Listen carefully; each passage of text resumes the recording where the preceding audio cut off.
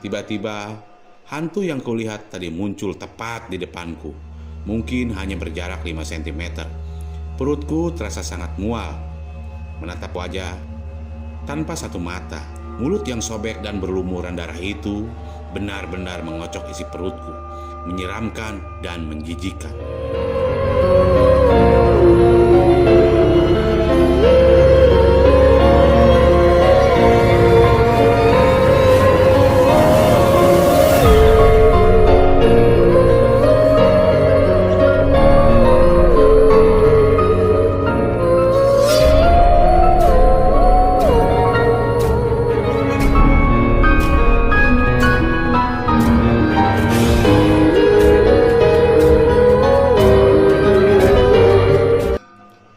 Bismillahirrahmanirrahim.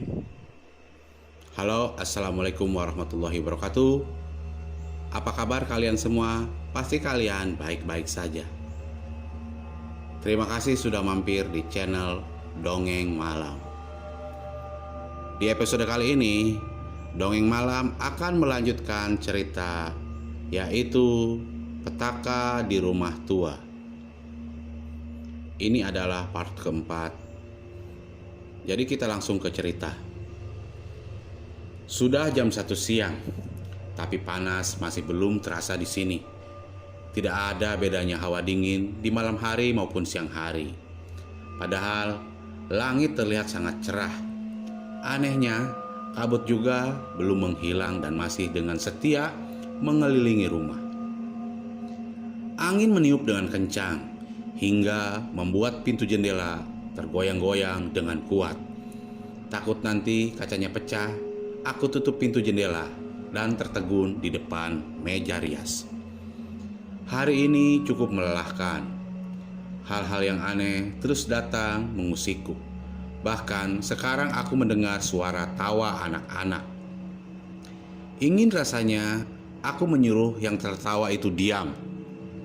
Hah, andai saja bisa disuruh diam.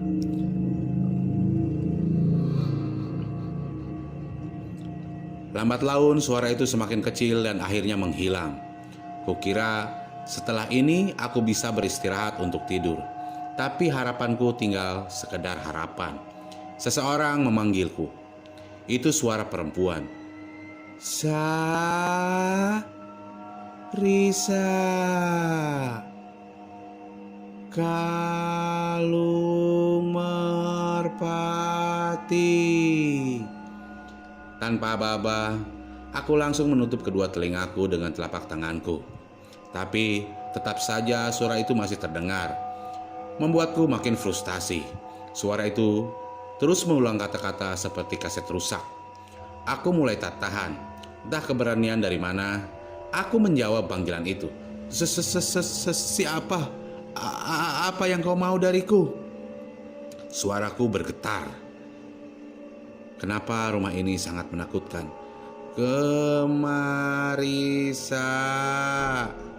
Kalung Merpati. Hihihi. Ya ampun, hantunya pakai acara ketawa lagi. Terdengar suara pintu kamarku terbuka seperti didorong dengan kuat. Padahal sudah kunci, tapi tidak ada orang di sana. Kemarisa, bawa kalung. Suara itu mengucapkan kata kalung. Iya, dia bilang kalung. Kalung? Kalung apa? Aku terdiam. Bukankah dari tadi dia terus bilang kalung merpati? Apa kalung yang dia maksud? Kurogoh sakut celana dan mengambil kalung itu. Kalung yang berliontin burung dengan permata merah. Sebagai permatanya itu mengeluarkan cahaya merah. Apa ini? Ini kalung siapa sebenarnya sih? Kemari bawa itu. Suara itu kembali menyuruhku kepadanya. Tapi kemana? Aku bahkan tak tahu dia di mana. Tiba-tiba tubuhku terangkat ke udara. Badanku terpental dan terhempas jatuh ke lantai. Aduh, kepalaku benar-benar sakit. Sekejap, pandanganku menjadi kabur. Dengan tenaga yang ada, aku berusaha untuk berdiri. Tapi, belum sempat aku duduk dengan sempurna, kakiku terseret keluar dari kamar. Saat melewati pintu kamar nenek, aku ingin berteriak memanggilnya. Namun, sia-sia, suaraku tak keluar sedikit pun. Ketika tepat sudah berada di halaman depan, sesuatu yang menyeretku entah apa itu berhenti. Aku tergeletak tepat di tengah halaman dengan baju yang sudah kotor dengan tanah. Aku merangkak mencoba berlari menuju pintu. Namun sial, sepertinya keberuntungan tidak berpihak kepadaku. Untuk yang kedua kalinya aku melayang ke udara dan kembali dihempaskan. Sakit! Tulangku terasa remuk. Tapi aku bahkan tak bisa menjerit kesakitan. Seluruh suaraku seakan-akan menghilang. Sekarang sudah persis seperti orang bisu. Jangan coba kabur, Sah. Tiba-tiba hantu yang kulihat tadi muncul tepat di depanku. Mungkin hanya berjarak 5 cm. Perutku terasa sangat mual.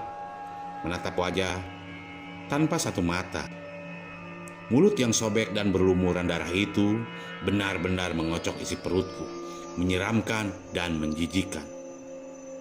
Sialnya, kali ini dia tersenyum. Itu membuat sobekan di mulutnya semakin terlihat jelas. Apa dia tidak mengerti bahwa aku sangat tidak nyaman dengan wajah itu? Apa aku boleh muntah di depannya?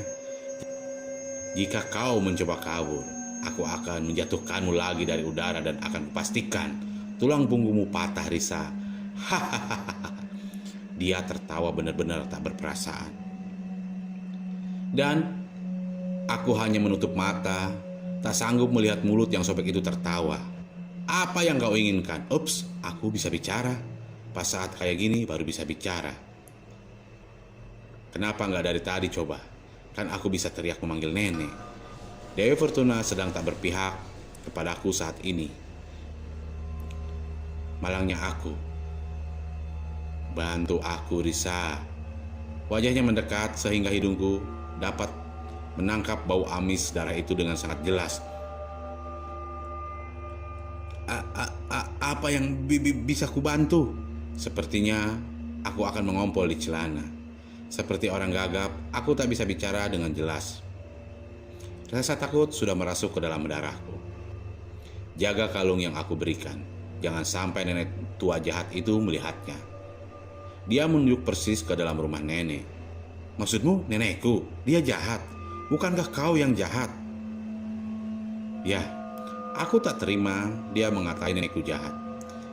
Dan sekarang aku berani menentang pernyataan hantu mulut sobek ini.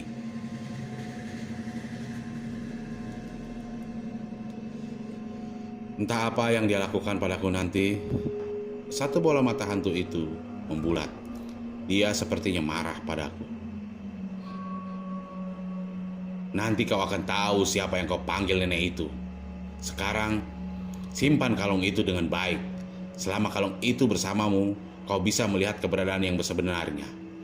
Hanya dengan mengusap liontin kalung itu 2 kali, maka kebenaran akan terlihat, Risa. Dia tersenyum, aku bergidik ngeri. Aku tak berani lagi menjawab. Takut nanti salah jawab, bisa-bisa aku dilempar dan dijatuhkan lagi seperti bola basket. Jadi aku hanya mengangguk, menyetujui perkataannya. Sekarang, masuklah. Nanti malam kita bertemu lagi, Risa. Dia menghilang dengan sigap, aku berlari menuju kamar. Sebenarnya, mau kemana juga aku lari, dia pasti bisa menemuiku. Walau matanya satu, itu bukan penghalang baginya mencariku. Ditambah lagi, dia pasti sudah menjadikanku target balas dendamnya. Lalu, apa hubungannya dengan nenek? Mengapa dia bilang nenek jahat? Sepertinya aku tak bisa menceritakan kepada nenek bahwa aku telah bertemu dengan hantu itu lagi.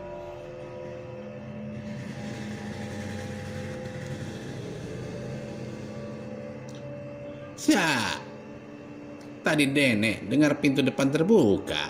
Apa kamu keluar? Nenek masuk ke kamarku, bahkan tanpa mengetuk terlebih dahulu. Nenek benar-benar berubah. Iya, Nek, tadi aku keluar sebentar. Jawabku sekenanya. Ngapain keluar? Aduh, ini nenek kepo banget. Nek, tadi aku ketemu sama itu teman baru. Iya, teman baru.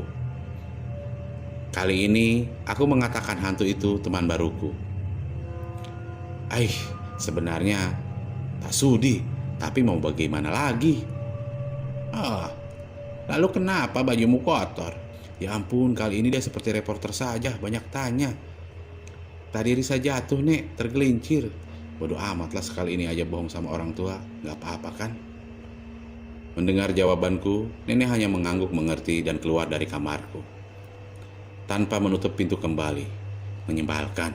Melihat tingkah nenek yang seperti itu, aku pun perlahan mulai curiga. Apakah yang dikatakan hantu itu benar, bahwa nenekku jahat? Tapi kenapa nenek jadi jahat? Ada apa ini sebenarnya? Kepalaku sakit memikirkan hal-hal aneh seperti ini. Tanpa kusadari, air mata sudah mengalir membasahi pipiku. Aku takut bagaimana keadaanku ke depannya. Apa aku bisa pulang dengan selamat? Tuhan, aku merindukan keluargaku.